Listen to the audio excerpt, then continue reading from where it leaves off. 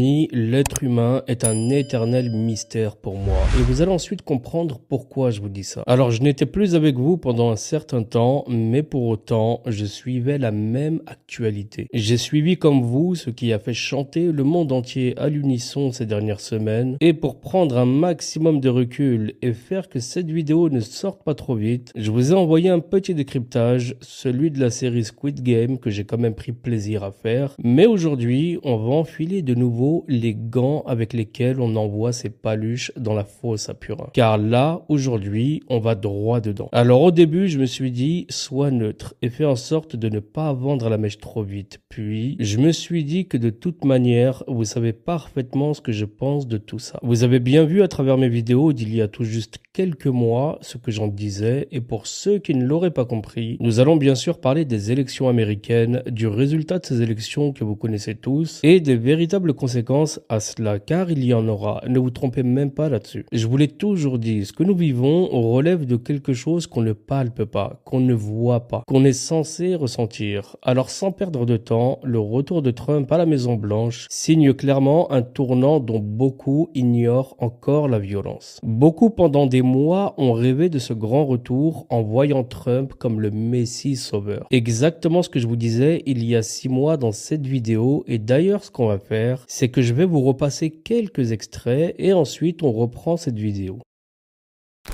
Je ne suis pas un fanboy de Trump, et de personne d'ailleurs. Dans cette vidéo, je vais vous exposer des faits, rien que des faits.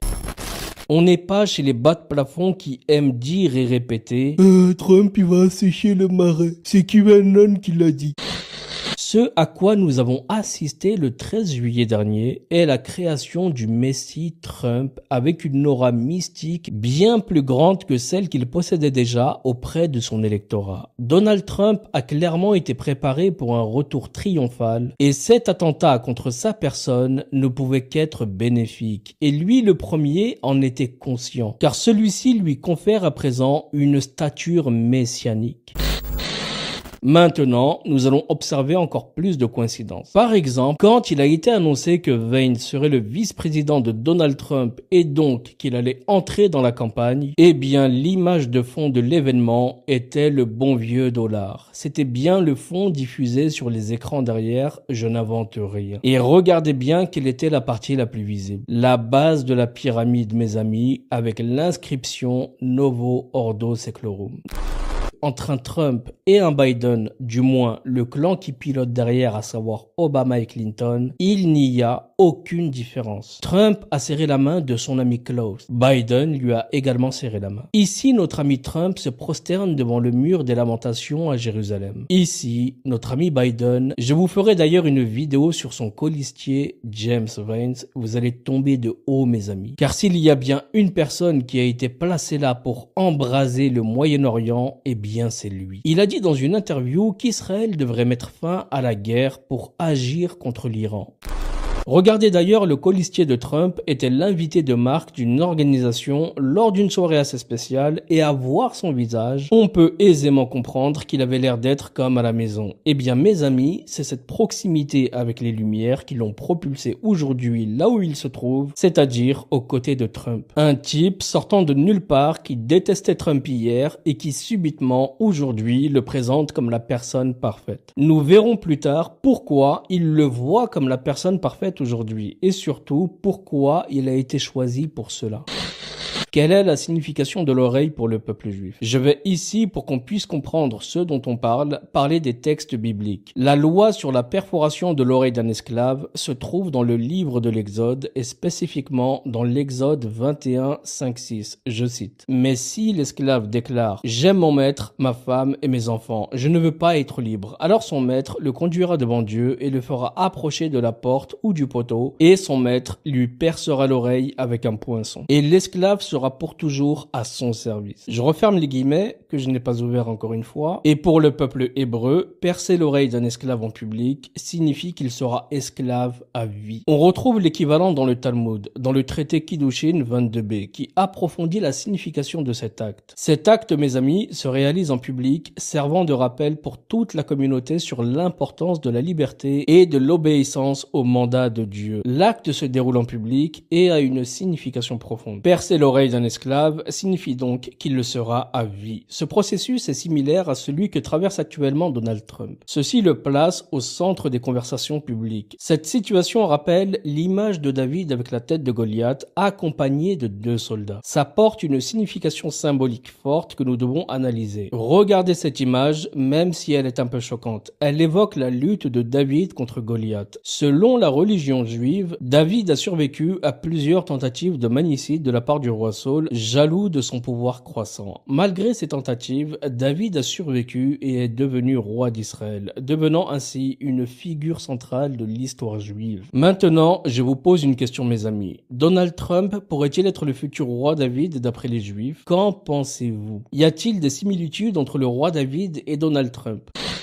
Tout comme David a unifié les tribus d'Israël et de Judée, consolidant son royaume et établissant Jérusalem comme sa capitale politique et religieuse, eh bien, en 2017-2018, Donald Trump a reconnu Jérusalem comme la capitale d'Israël, chose que beaucoup ont l'air d'oublier. Ce qui est une action similaire à celle du roi David. David a également apporté l'arche de l'Alliance à Jérusalem et a étendu son royaume en conquérant des territoires voisins. Israël fait quelque chose de semblable maintenant, avec ses actions militaires récentes au Yémen, au Liban et au sud de la Syrie. Ils poursuivent leur expansion territoriale.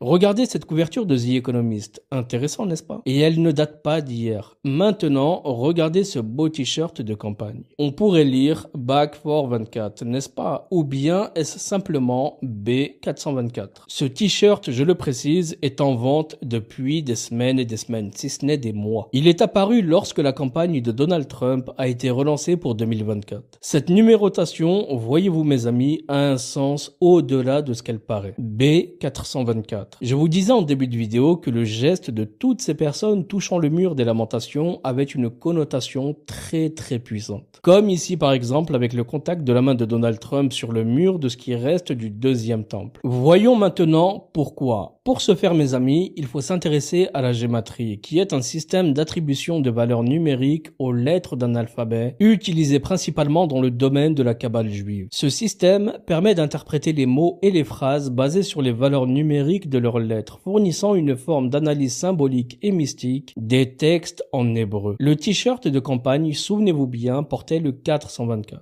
J'ai alors demandé à ChatGPT de me faire le calcul gématrique de Donald Trump et voilà le résultat. Ensuite, je lui ai demandé la même chose pour Messi Ben David et regardez mes amis, exactement. Si toi aussi, tu as envie de quitter ton emploi, d'être ta propre patronne de ta conciergerie et de générer des revenus, Le même résultat, 424. Vous pouvez l'essayer vous-même, bien sûr. C'est très étonnant, n'est-ce pas? Et le jour où a été prise cette photo, où on voit Donald Trump toucher le mur des lamentations, regardez bien l'heure qu'il était à Jérusalem. 4h24. Ça ne s'invente pas, mes amis. C'est Fox News ici qui annonce la présence de Trump à Jérusalem à cette heure-là, donc il n'y a pas de montage. Les autorités ont dû lui dire qu'il est une figure messianique et qu'il devait se comporter comme un messie. Et Trump l'a déjà dit dans certaines interviews qu'il se sentait comme s'il était Dieu. Le Messie Ben David donne également 424, mes amis, je vous le rappelle. Messie Ben David qui se réfère à un futur leader promis dans la tradition juive qui sera un descendant du roi David.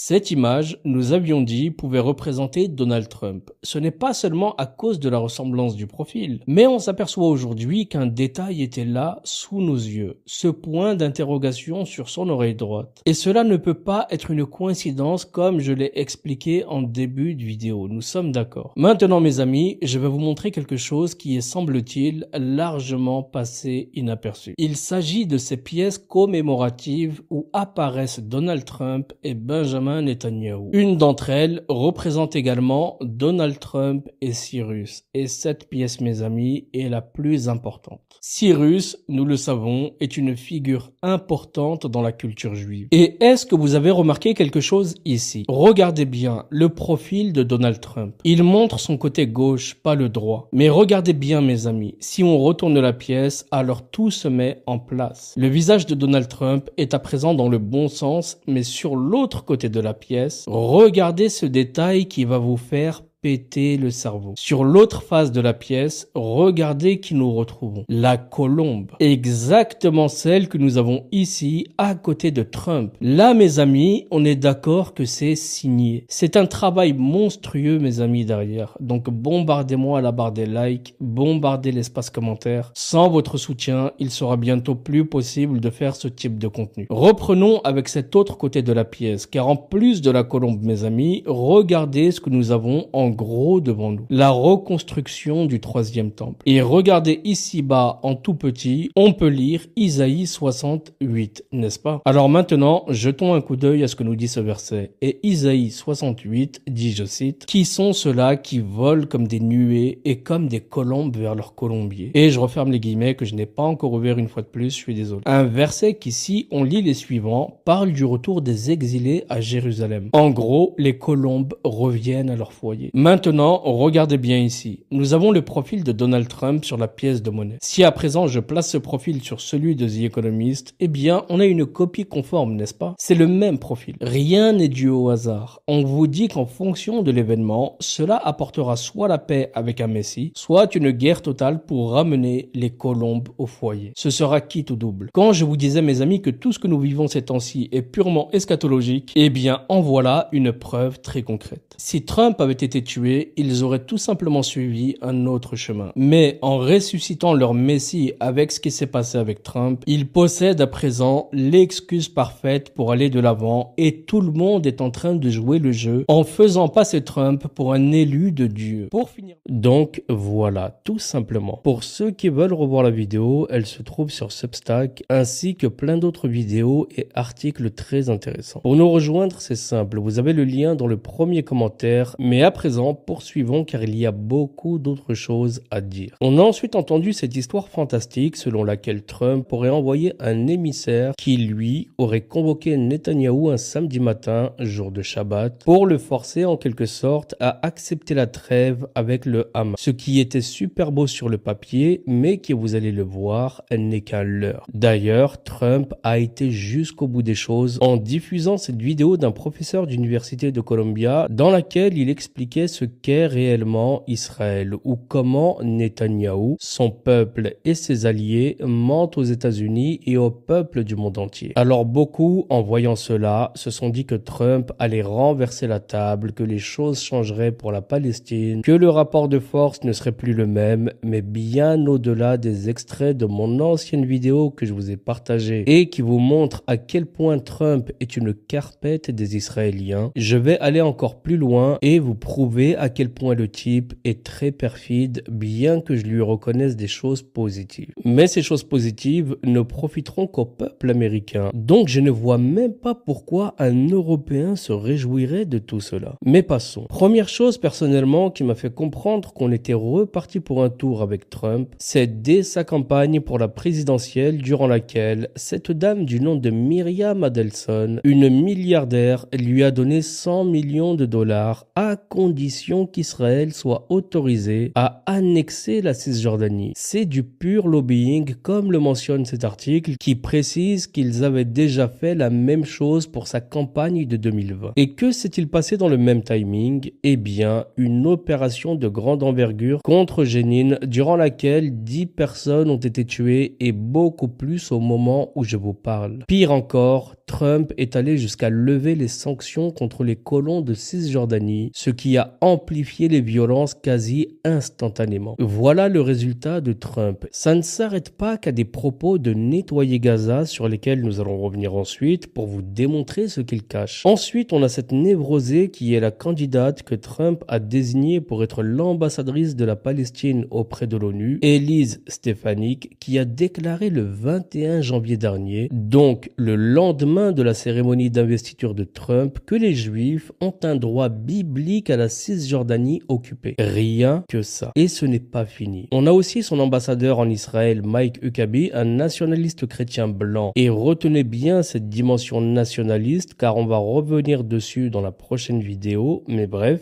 l'ambassadeur de Trump pour les États-Unis en Israël s'est rendu en Cisjordanie pour annoncer, tenez-vous bien, la reconstruction de la grandeur d'Israël. Vous ne rêvez absolument pas, les amis. D'ailleurs, je ne sais même pas pourquoi tout ce dont je vous parle là n'a été relevé par personne. Car le peu que je vous ai dit jusque-là suffirait à trancher la question. Mais bref, on a donc cet ambassadeur qui se rend sur place et qui, lisez-le bien dans l'article de CNN, déclare qu'Israël détient le titre de propriété de la Cisjordanie et il ajoute qu'il n'y a pas de colonie, que limite les colons sont des exemples de citoyens modèles, que ce ne sont que de simples communautés de quartiers, des villes et qu'il n'y a pas d'occupation. C'est ça le Trumpisme, les amis. C'est complètement toléré par Donald Trump. Quel espoir pour les Palestiniens ces 4 prochaines années? Aucun. La couleur a été donnée durant cette investiture via ce veau d'or à l'image de Trump qui a été érigé pas loin du Capitole. Il vous le dit ouvertement que vous allez adorer ce veau d'or des temps modernes. Et quand vous regardez la réaction des gens, c'est exactement ça, les amis. Les gens ont placé tous leurs espoirs entre les mains de cet être humain stupide au lieu de placer leur confiance en Dieu. Et c'est la raison pour laquelle on continue d'être humilié et que les opprimés le seront encore et toujours plus. À présent, parlons de ce faux cessez-le-feu à Gaza. Soyez certains d'une chose, mes amis, c'est qu'il ne durera pas. Le cessez-le-feu doit comporter 3 phases et permettre de reconstruire Gaza au cours des prochaines années. Mais voyons ce que dit cet accord. Il dit qu'au cours des 42 premiers jours, 33 otages israéliens seront libérés, en priorité des femmes, des enfants et des personnes âgées. En face, Israël libérera des centaines de prisonniers palestiniens dont beaucoup ont été condamnés à la prison à vie et Israël commencera également à se retirer de certaines parties de Gaza. Les 42 jours suivants, le Hamas libère tous les otages encore en vie et Israël libère d'autres prisonniers palestiniens et cette fois-ci se retire entièrement de la bande de Gaza. Et la dernière phase, le Hamas libère les restes des Israéliens décédés qu'il détient, tandis qu'Israël libère encore plus de prisonniers palestiniens et ensuite Israël et le Hamas négocient sur l'avenir de Gaza. Le Hamas accepte de ne pas reconstruire son arsenal et Gaza est reconstruite. Ça, mes amis, c'est sur le papier. Mais dans les faits, on sait à quoi a servi le 7 octobre. Il a gravé dans la mémoire de chaque Israélien que vivre à proximité de ce qu'ils considèrent comme des animaux n'est juste plus possible pour eux. Donc, ils ne se contenteront pas de seulement libérer des prisonniers et de reconstruire ce qu'ils ont détruit. Faut être complètement naïf pour le croire. D'ailleurs, Netanyahou a fixé 3 objectifs dans cet accord pour son peuple. Le premier, c'est de rapatrier tous les otages. Le deuxième, éliminer les capacités de gouvernance du Hamas. Et le troisième, c'est de garantir que Gaza ne constitue plus une menace pour Israël. Pour moi, c'est clair. Ce que veut Netanyahou, c'est profiter de l'occasion pour clore le chapitre des otages, rapatrier tout ce qu'il pourra, mais une fois qu'ils atteindront la phase du rapatriement des cadavres, Israël aura moins de motivation pour maintenir le cessez-le-feu. Et c'est exactement ce que prépare Trump quand il parle de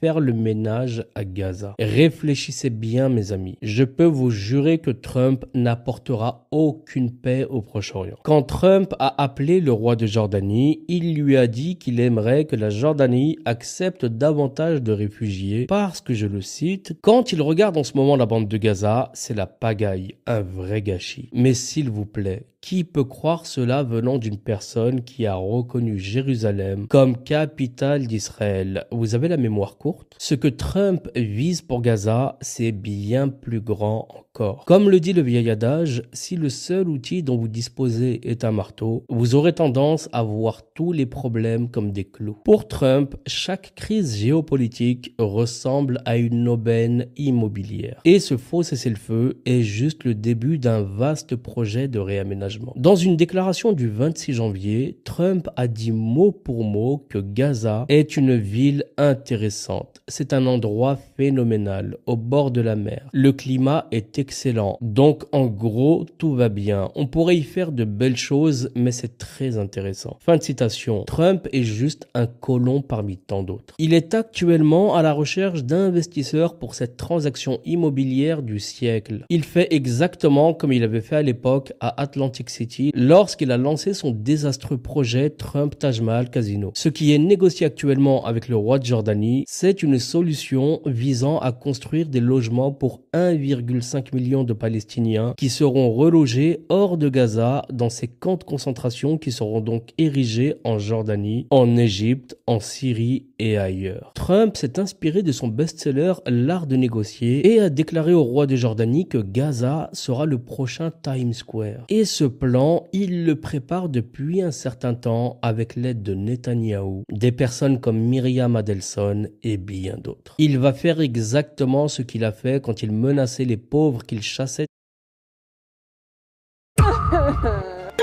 Non, ma tablette. Quelqu'un m'a volé. Qu'est-ce qui se passe? Je me suis fait voler ma Des appartements de Manhattan, car ça aussi, il faut le savoir mes amis, c'est du pur Trump. Et il l'a fait uniquement pour pouvoir construire ses luxueux hôtels et ses Trump Towers, tout en engrangeant d'énormes subventions gouvernementales. Et c'est exactement ce qu'il a dit aux journalistes pour les Palestiniens. Il a dit, je le cite, on parle d'environ 1,5 million de personnes et on fait tout simplement le ménage là-dedans. Qu'attendez-vous encore d'une telle personne? Ce type est un fervent défenseur du projet du Grand Israël. Il a même évoqué des projets de réaménagement du Liban. Et vous verrez que Gaza, le Liban, la Jordanie et la Syrie feront tous partie du Grand Israël Trumpland, qui sera gouverné depuis l'immense ambassade américaine érigée en secret à Beyrouth. Cette ambassade sera la deuxième plus grande du monde et emploiera, tenez-vous bien, 5000 personnes ou plus. Il faut savoir que même l'ambassade américaine en Chine n'emploie pas autant de personnel. Elle compte 1300 employés au total dans un pays dont la population est de 1,408 milliard d'habitants. Le Liban, pour rappel, c'est 5,5 millions d'habitants. Et l'ambassade en cours de construction abritera, je vous le rappelle encore une fois, 5000 employés. Faites le calcul et dites-moi ce que vous trouvez de logique dans l'énoncé. Comprenez que quelque chose se trame sous nos yeux à moitié fermés. Est-ce que vous avez entendu Trump évoquer la construction de cette ambassade quelque part? Est-ce que vous avez entendu Elon Musk, chasseur des dépenses inutiles, l'évoquer? Bien sûr que non. Eh bien, demandez-vous pourquoi, les amis. Moi, personnellement, ce que je crains, c'est que la bande de Gaza disparaîtra sans laisser de traces et nous serons aveugles face au sort des Palestiniens déportés. Il y a peu de doute quant au fait que nous verrons bientôt une Trump Plaza surgir de cette décombre après ces déclarations. Tout cela sera possible quand le faux cessez-le-feu tombera à l'eau. Le jour où Israël prétextera une fausse attaque du Hamas, rappelez-vous bien de mes paroles. Et c'est ce jour-là que Trump reviendra sur sa véritable position vis-à-vis d'Israël et appuiera derrière en disant que c'est de la faute du Hamas que le cessez-le-feu a été brisé. À ce stade alors, ils finiront le travail en détruisant, en tuant encore et toujours plus. Et la déportation des Gazaouis sera mise en avant comme la seule solution viable. Trump est là pour achever les plans du sionisme, rien d'autre. Il enverra de la poudre à son peuple pour l'occuper avec des non-sujets. Il s'en prendra également à l'Europe, mais son plan principal est messianique. Autre sujet aussi bouillant, le fameux financement de 500 milliards pour le projet Stargate, qui est axé en partie sur des solutions de santé basées sur l'ARN messager. Vous pouvez aller consulter cet article de The Defender, qui ne sont pas des clowns et qui ont épluché ce financement et ce à quoi il servirait exactement. L'article revient d'ailleurs sur ce fait important que l'administration Trump a développé des vaccins à ARN messager contre le Covid dans le cadre de l'opération Warp Speed en 2020 et après le départ de Trump, l'administration Biden a emboîté le pas et en a fait autant. Il n'y a aucune différence entre eux. Et l'article nous dit plus bas que malgré la nomination de Robert Kennedy à la tête du HHS, certains ont prédit qu'il prendrait des positions plus critiques à l'égard de ces vaccins, mais pas du tout. Car la nouvelle administration Trump continue de chercher des financements massifs pour la technologie technologie ARN, y compris pour les anticancéreux. Ce qui démontre bien que Trump n'est qu'une marionnette de plus sur la longue liste des pantins. On occupe le public avec des sujets préoccupants certes, mais en coulisses, on prépare la véritable guerre contre les peuples. J'aurais pu continuer comme ça encore 30 minutes, mais je me dis que celui ou celle, après tout ce que je viens de vous dire, ne comprend toujours pas que tout ceci n'est qu'un cirque géant, je pense qu'on ne peut plus rien faire. Ce sera tout pour cette vidéo. Trump est et a toujours été une fumisterie, libre à ceux qui attendent de lui qu'il change la face du monde d'y croire. En ce qui me concerne, je pense que tout est dit. J'aurais pu aller encore plus loin dans des choses encore beaucoup plus sombres, mais c'est même pas utile. Les simples choses que l'on trouve en surface suffisent largement à mettre en lumière le véritable personnage. Dans la prochaine vidéo, on passera au cas d'Elon Musk qui a brillé par ce geste dernièrement. On développera tout ceci ainsi que le fameux projet Stargate. Préparez-vous car je pense que le clou sera définitivement enfoncé et pour ma part, je ne reviendrai plus sur ces clowns car c'est de la vraie perte de temps. J'ai même l'impression que certains qui comprennent finissent par se faire aspirer de nouveau avec le temps et ont besoin que moi ou d'autres viennent leur faire un reset. Ceux qui ne comprennent pas que ces gens sont des destructeurs, allez creuser votre trou maintenant. Je peux même pas vous dire mieux en fait. Je vous dis à très bientôt, prenez tous soin de vous et de vos proches. Assalam.